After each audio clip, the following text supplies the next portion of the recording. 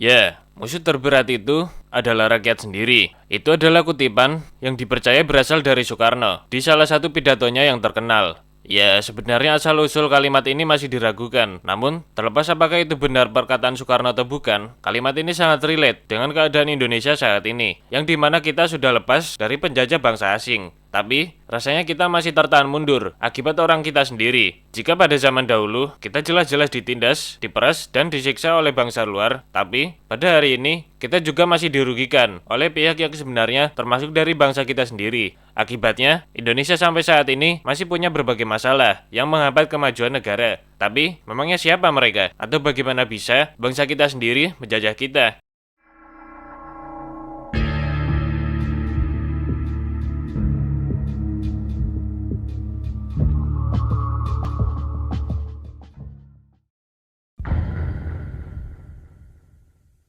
Akar utama dari banyak permasalahan ini adalah feodalisme. Jika ditarik benang merahnya, maka semua akan berujung ke feodalisme. Feodalisme sendiri adalah sistem sosial di mana kekuasaan berada di tangan tuan tanah dan rakyat biasa hanya menumpang dan bekerja untuk si penguasa, sehingga mereka wajib mutlak tunduk dan patuh atas penguasanya. Mereka hanya diberi imbalan yang tidak seberapa, yang itu mereka harus terima dan tidak protes, sekedar karena mereka rakyat biasa yang tidak bisa apa-apa. Sistem ini berlaku di zaman kerajaan hingga masa penjajahan, dan seharusnya sudah selesai di masa kemerdekaan. Namun, kenyataannya tidak begitu. Feodalisme masih mengakar kuat dan berevolusi menjadi neo-feodalisme. Memang benar, kerajaan sudah tidak berkuasa dan penjajah sudah kembali ke kampungnya. Tapi, anehnya, ciri feodalisme masih ada di Indonesia. Meski sudah bukan kerajaan, tapi intinya masih sama dan menjelma menjadi neo-feodalisme. Gejalanya itu, banyak pihak yang merasa menjadi penguasa, padahal bukan siapa-siapa. Alasan yang dijadikannya banyak, mulai dari punya duit, orang asli situ, jabatan tinggi, banyaklah. Padahal kalau dipikir secara logis, alasan ini gak ada hubungannya. Dan tentunya mereka ini yang jadi salah satu faktor utama penghambat kemajuan. Karena mereka ini juga yang bakal jadi pelaku korupsi, pungli, dan suap-suapan. Ya, lagi-lagi korupsi. Masalah klasik yang setiap orang Indonesia sudah tahu. Jika disebut daftar kasusnya, tentu video ini tidak akan pernah selesai. Karena setiap tahun, bahkan bulan, pasti ada lagi berita pejabat yang tersangkut kasus korupsi. Saking seringnya, sampai kita udah bosan mendengarnya. Tapi, di sini kita mau nyorot masalah terinti dari kasus korupsi di Indonesia, yaitu korupsi struktural.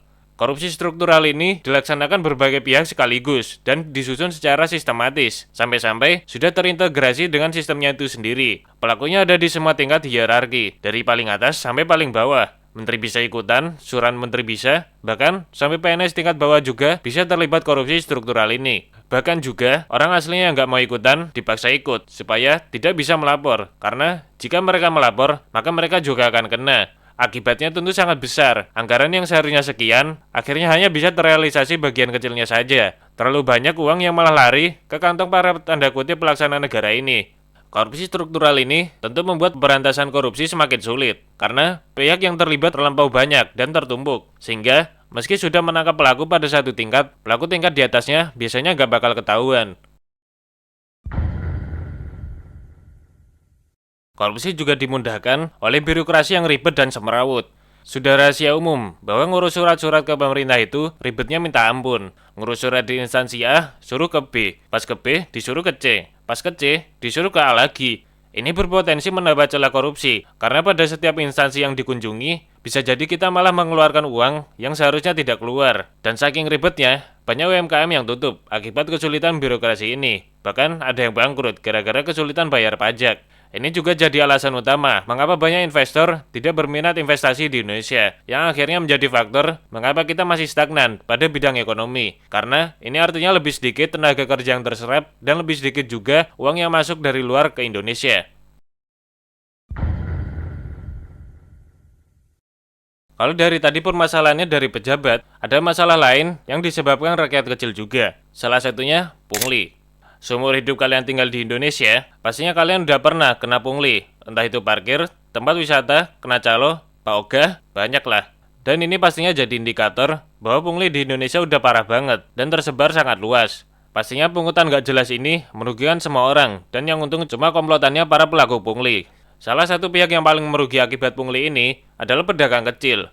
Mereka sangat sering didatangi dan diminta jatah atau uang keamanan. Tentunya penghasilan pedagang ini gak seberapa, apalagi setelah diminta jatah beberapa ratus ribu setiap bulannya. Gak cuma pedagang kecil, perusahaan skala besar yang punya pabrik juga gak lepas dari pungli ini. Lebih parah malah, pastinya mereka menuntut nominal yang lebih besar juga. Dan kalau gak dikasih, kadang mereka juga bikin masalah lagi dengan menutup paksa pabrik atau membuat kerusuhan yang tentu sangat mengganggu. Ini sangat kontradiktif dengan yang mereka bilang sebagai uang keamanan, karena justru mereka sendiri yang bikin keamanan banyak orang terganggu. Biasanya mereka berasal dari ormas tertentu dan ngaku kalau mereka ini orang sana. Ini bisa dikembalikan ke bab pertama, yaitu feodalisme. Mereka merasa berhak ngambil duit hanya karena mereka orang situ dari dulu. Tentu ini salah, karena pada dasarnya mereka juga bukan siapa-siapa dan tidak mungkin berhak mengambil duit orang lain.